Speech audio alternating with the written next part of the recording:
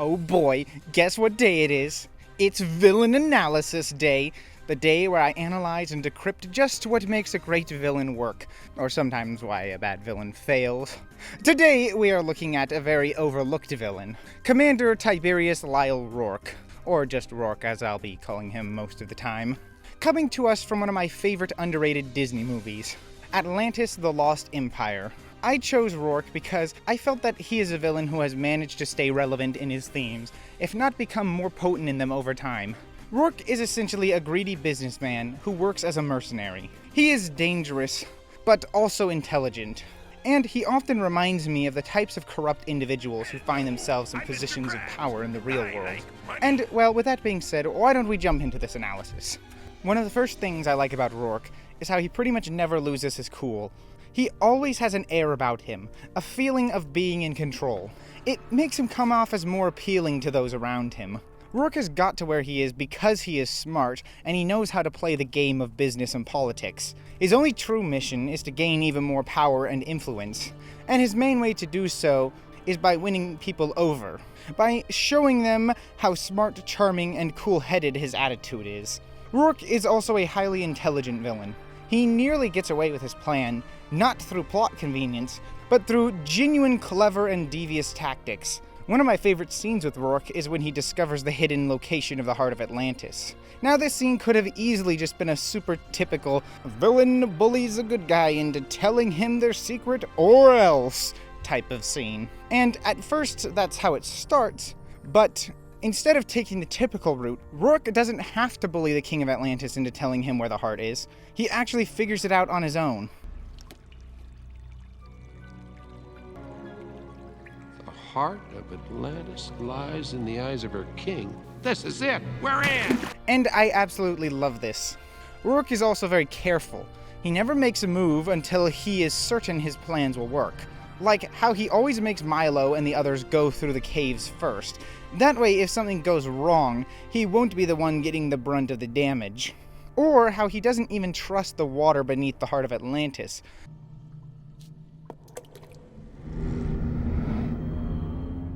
He is placed in the position of leader of this exposition, and by all means it seems like he deserves that title with how well he gets things done, minus the Leviathan disaster, of course.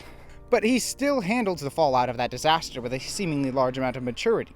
7 hours ago, we started this expedition with 200 of the finest men and women I've ever known. We're all that's left. I won't sugarcoat it, gentlemen. We have a crisis on our hands. We've been up this particular creek before, and we've always come through, paddle or no paddle. I love how much this contrasts his complete lack of care for the Atlanteans, when he intends to just let them all die so he can profit off of their work. We've got to have money. In reality, Rourke is actually completely selfish and only in it for the money. Rourke is only here because of how this mission can benefit himself, but he spends the whole movie till the end pretending that he actually cares about what the group is searching for. This is mainly to trick Milo, since many of the other group members are in on his real plan, to steal the heart of Atlantis. But it also serves him in tricking the Atlanteans. We are explorers from the surface world. We come in peace, he says with a devious smile on his face. You can tell that he doesn't care a smidge about this lost civilization or its people, only what he can gain from it. And even though he thought they were all dead at first and this would be a fairly easy job, he still intends to go through with the plan even once he figures out they are still alive. Commander, there were not supposed to be people down here. This changes everything. This changes nothing. Give me your money, I'm not being funny. Give me your money today! But Rourke isn't just some typical lame twist villain. His true motives are hinted at several times throughout the movie without being too obvious. For example, it's clear that he's the moodiest of this entire company. And I love how the movie even hints at his true motives even in his first scene. Yes, this should be enriching for all of us. It also makes perfect sense that he was the one who took the page out of the Shepherd's journal, since he and his team are the only ones to have had it since it was discovered. So all the clues are there. Rourke is also very good at buttering up his prey. He disguises his true meanings behind words that make things sound better than they actually are.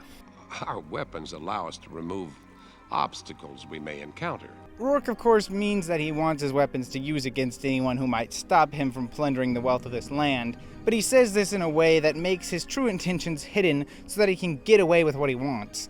Corrupt people love this particular tactic, as they never want anyone to know when they have either made a mistake or plan to do something unpopular. By stating what is going on in a manner that makes it sound as vague as possible, they can get away with tricking loyal or ignorant consumers into thinking that nothing bad whatsoever is happening. The less people know what you truly mean, the easier it is to manipulate them. Happiness will prevail. Knowledge is power, and even though Rourke dismisses Milo's perspective on this matter, even he benefits from the truth of it, by preventing people from knowing more than they could. Rourke is a businessman first and foremost. His other ranks and positions are all supplementary. Rourke spends his time always working for himself. He does jobs to increase his reputation and wealth. I like that everyone Rourke has hired are also basically all in it for the money too. Unless you're just in it for the money.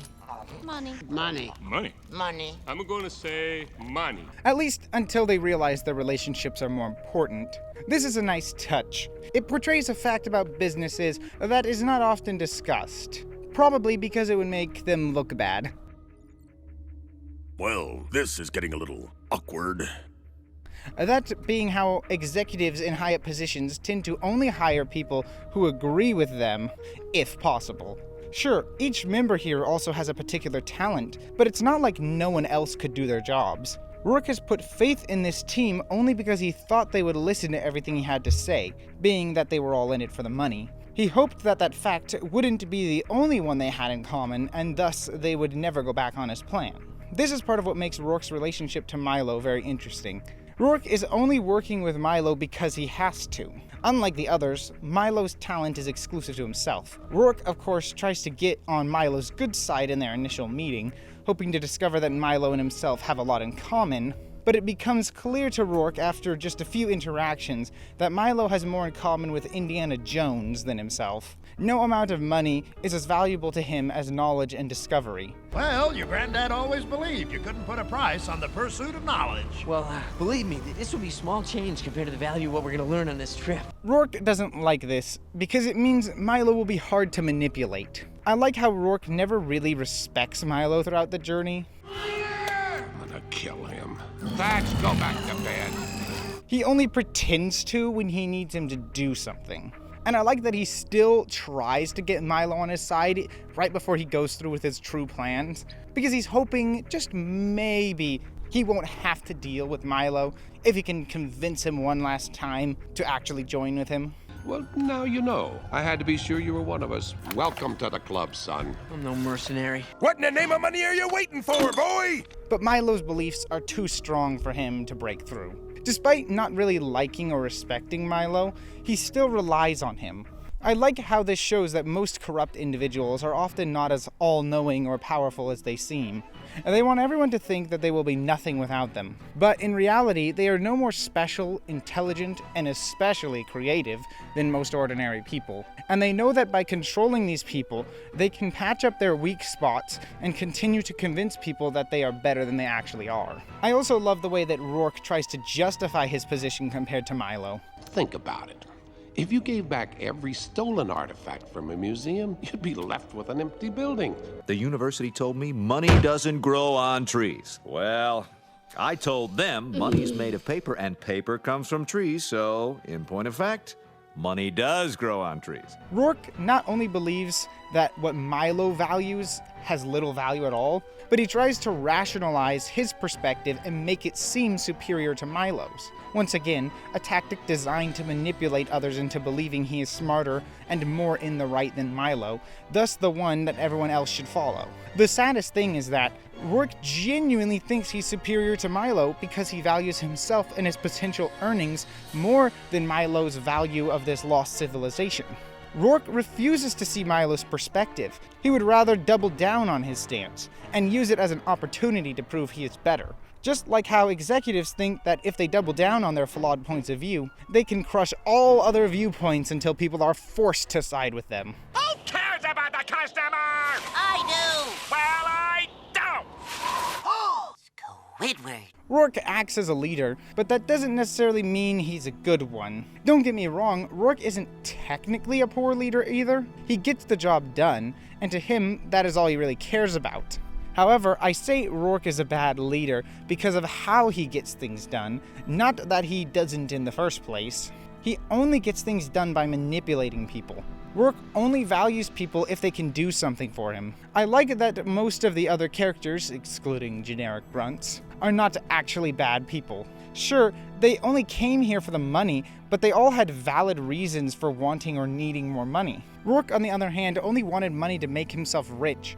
He didn't have any reason, just pure greed. While the others saw money as more of a means to an end, Rourke saw it as the primary goal itself. Kind of like how most rich executives insist on increasing their earnings and filling their pockets, despite already being some of the richest people in the world. The others got along well with Milo, unlike Rourke, because they could see more value in life than just money. Rourke intentionally devalued things other than profit and his own personal gain in his worldview, preventing himself from ever relating to Milo like this. But the others still nearly go through with his plan, because that money they came here to get was still important to them. Like I said, they had valid reasons. That is part of how those in power take control over those who don't have any. They lock needs, not just wants and desires, behind serving and obeying them. That way, if people don't follow them, they won't just not get something they want, but will actually suffer. It's also hard for this team to betray Rourke now, when they are so close to finishing the mission.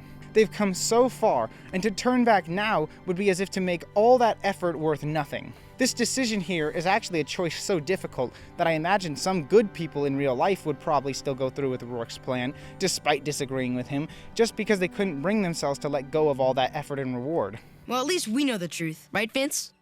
Vince? I'm thinking. But as for what actually happens, Rourke's biggest mistake was assuming that the people he had manipulated to his side actually held the same worldview as himself. He believed that insulting Milo would be fine, because if he didn't care about him, why would anyone else? I know I'm forgetting something. I got the cargo, the crew. Oh, yeah.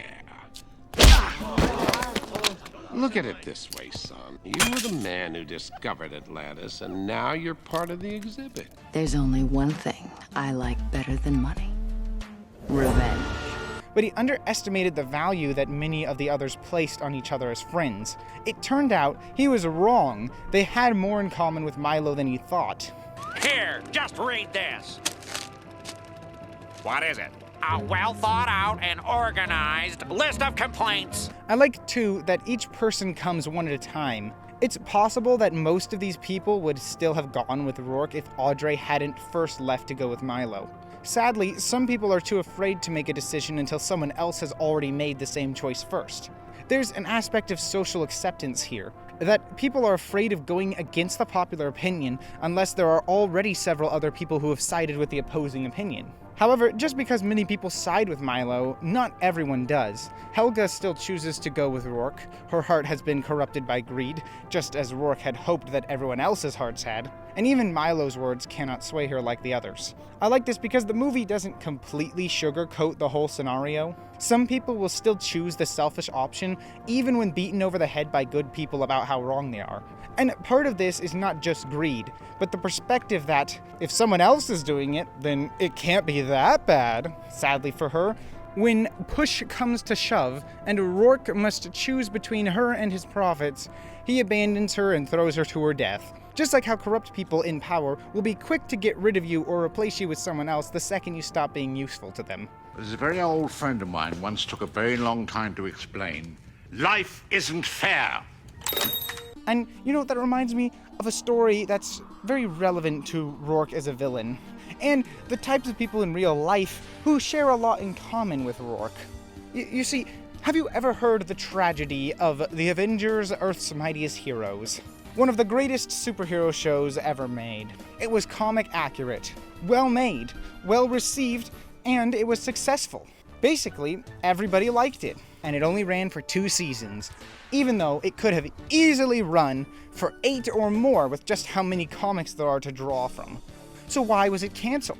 I mean, if there was essentially no reason to cancel it because it checked every box of what a good and successful show would need to check to keep running, then there should be no reason to cancel it. It's simple. The MCU was even more successful than Earth's Mightiest Heroes, and Disney thought that they could put all their eggs in one basket by canceling Earth's Mightiest Heroes and replacing it with this generic, boring, uninteresting, and comically inaccurate Avengers series called Avengers Assemble. Sorry to anyone who actually likes this show, I am not one of you. And the reason they did this was simply because they thought that they could make even more money by having a TV show that looked much more similar to the MCU, and was even easier to produce with less effort. Therefore, it would cost them less money to make it, and they could use it as a way to promote the MCU and make even more money off of that and its merchandise, as well as getting kids hooked on the MCU who might otherwise not have watched it. Sad, really, isn't it? People spend all that time making nice things, and other people come along and break them. So basically, even though the show was successful, what happened to it was what I like to call the death of art in the name of profit. Because the greedy executives saw a way to make even more money even though they didn't need it. They didn't respect the effort that was put into Earth's Mightiest Heroes. They only saw further ways to make themselves more money. It's not fair, Horace, my lad. It's just not fair. Now, of course, this isn't the only instance like this in the industry. It's just one that's very close to myself, as I particularly liked this show. There are countless examples you could bring up. I mean, don't even get me started on David Zaslav. That guy doesn't even understand the concept or definition of art. That man's eyes have dollar signs in them 24/7. I don't care. I'm winning. I'm done. Furthermore, one could also bring up the annoying situation regarding the Internet Archive that's been going on recently at the time of making this video. Ain't nobody got time for that. You know, I can talk forever about the stupidity of this whole situation, but I should probably get back to Lyle Rourke, since that's technically the main point of this video. I just wanted to bring up a few examples of individuals and situations in real life that are very similar to him and his actions. But anyway, Rourke's final end may not have a ton of symbolism, unless I'm stupid and miss the clever meanings and details of a man being turned to crystal and shattered into pieces. Tell me in the comments down below, please. But it is nonetheless a great final moment for him, defeated by Milo, who he saw as lesser than himself. And when he gets turned to crystal and eventually shattered, I must say, it is very satisfying indeed. Well, that just about sums up my thoughts on Rourke. Basically, don't just blindly follow people, and be careful not to let yourself be manipulated by those in power. Always consider every angle of what you are doing and why someone may want you to do something. And whatever you do not support corrupt executives or their awful decisions. I don't care how much you like a company or business. If they do something wrong, they need to be called out and boycotted, not supported. Of course, all this within reason. If said company is personally responsible for supplying you with the very water you drink, for example, it may be hard to boycott them, you know? And those kinds of companies are usually secretly the most evil. Just to remember, the more important something is, aka the higher it ranks on the needs scale, the more easily these corrupt people can get away with their terrible business practices because they know you literally need them. Don't just be obedient. Always make up your own mind. So yeah, be very wary of those kinds of companies, and be very wary of individuals like Commander Tiberius Lyle Rourke, one of Disney's best and most underrated villains. Now is the time that I must give a special shout out to all my Patreon supporters as well as channel members, and especially a massive shout out to EJ Waywalker, my ultra iconic patron. If you're interested in following my opinions for whatever reason, I've got links in the description down below to all sorts of social media things. You know, Twitter, Letterboxd, stuff like that if you're interested. And I would also like to mention my gaming channel. I'm very bad at keeping it up to date with new videos, but I do occasionally release them, and they do take a lot of work to make, so I would appreciate anyone who goes there and views those videos. Now, before you go, don't just click on any random video. If you're still in the mood for more content from me, then I've got a whole playlist of various Walt Disney Animation Studio movie videos, you know, because Atlantis is made by Walt Disney Animation Studios. I don't know, all those videos are in this playlist over here. Or perhaps you want to see more villain analysis videos, because I've got a whole playlist of those over here as well. So, you know, plenty to choose from, but most importantly of all, always remember to be iconic.